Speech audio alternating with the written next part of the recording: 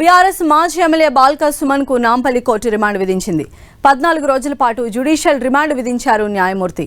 దీంతో పోలీసులు పటిష్ట బందోబస్తు మధ్య రాత్రి బాల్క సుమన్ ను చెంచల్గూడ జైలుకు తరలించారు.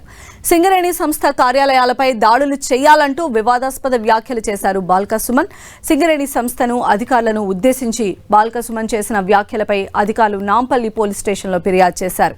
ఈ ఫిర్యాదు ఆధారంగా కేసు నమోదు చేసిన పోలీసులు నిన్న హైదరాబాద్లోని బీఆర్ఎస్ ప్రధాన కార్యాలయమైన తెలంగాణ భవన్ వద్ద భారీ బందోబస్తు మధ్య బాల్క సుమన్ ను అదుపులోకి తీసుకున్నారు.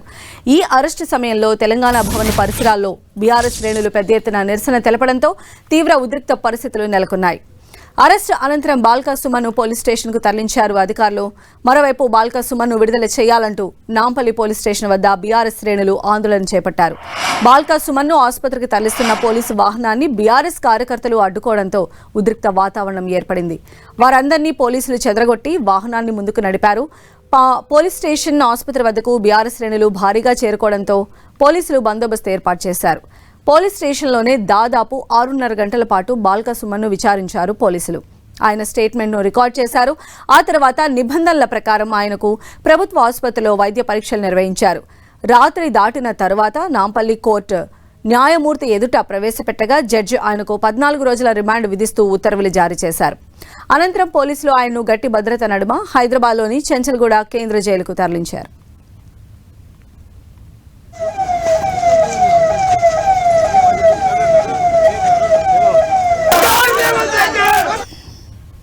సింగరేణి పైన వివాదాస్పద వ్యాఖ్యలు చేసిన కేసుకి సంబంధించి బాల్క సుమన్ కు 14 డేస్ రిమాండ్ అయితే న్యాయమూర్తి విధించడం జరిగింది. మరిన్ని అప్డేట్స్ తెలుసుకుందాం. మా ప్రతినిధి కరుణాకర్ మనకు అందుబాటులో ఉన్నారు. కరుణాకర్, బీఆర్ఎస్ మాజీ ఎమ్మెల్యే బీఆర్ఎస్ కీలక నాయకుడు బాల్క సుమన్ కు కోర్టు నిన్న 14 రోజుల రిమాండ్ విధించిన పరిస్థితిని మనం చూస్తున్నాం. 5 రోజుల క్రితం బాల్క సుమన్ తెలంగాణ భవన్ లో ప్రసంగిస్తూ సింగరేణిపై కీలక వ్యాఖ్యలు చేశారు. హింసను ప్రేరేపించే విధంగా, రెచ్చగొట్టే విధంగా వ్యాఖ్యలు చేసిన నేపథ్యంలో బాల్క సుమన్ పై 2 పోలీస్ స్టేషన్లలో కేసులు నమోదయ్యాయి. ఈ మేరకు నాంపల్లి పోలీసులు నిన్న బాల్క సుమన్ ను నిన్న మధ్యాహ్నం దాదాపు 1 గంట ప్రాంతంలో తెలంగాణ భవన్ ముందు బాల్క సుమన్ అదుపులోకి తీసుకొని నాంపల్లి పోలీస్ స్టేషన్ తరలించారు. నాంపల్లి పోలీస్ స్టేషన్ లో దాదాపు 7 గంటల పాటు బాల్క సుమన్ ను విచారించారు. ఆయన వ్యాఖ్యలకు సంబంధించి పూర్తి స్థాయిలో వివరాలు పోలీసులు రాబట్టినట్టు తెలుస్తోంది. ఆ తర్వాత నాంపల్లి కోర్టు న్యాయమూర్తి ఎదుట, హిమాయత్ నగర్ లో న్యాయమూర్తి ఎదుట బాల్క సుమన్ ను హాజరుపరిచారు.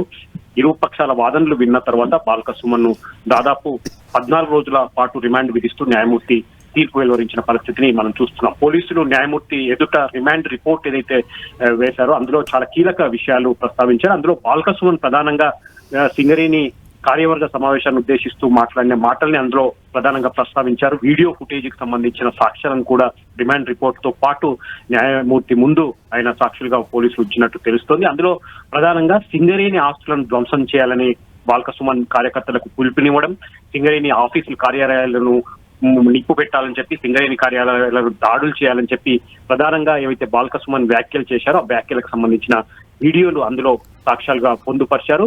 ఈ నేపథ్యంలో ఆ సాక్ష్యాలు పొందుపరుస్తున్న సమయంలో ముఖ్యంగా పోలీసులు న్యాయమూర్తి ముందుంచిన 2 అంశాలు ప్రధానంగా న్యాయమూర్తి ఈ పరిగణలోకి తీసుకున్నట్టు తెలుస్తోంది.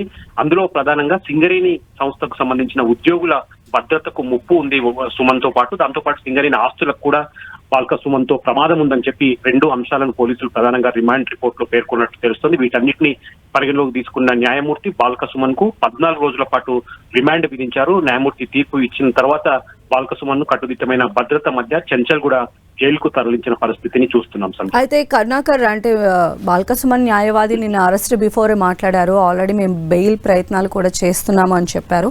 సో ఇప్పుడు ఈ ప్రయత్నాలు మరింత ముమ్మరం అయ్యే అవకాశం ఉండొచ్చు?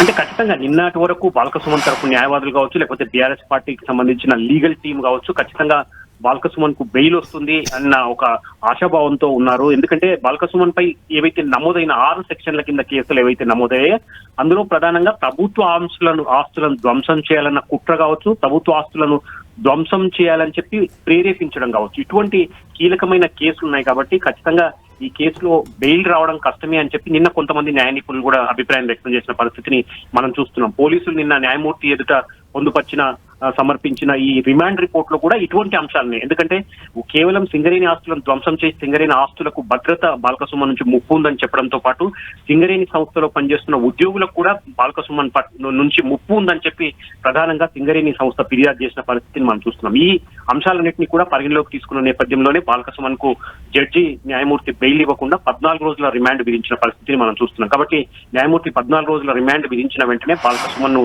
నేరుగా అక్కడి నుంచి హిమాయత్ నగర్ జడ్జి నివాసం నుంచి చెంచల్గూడ జైలుకు తరలించిన పరిస్థితిని మనం చూస్తున్నాం. సంధ్య. రైట్ కరుణాకర్.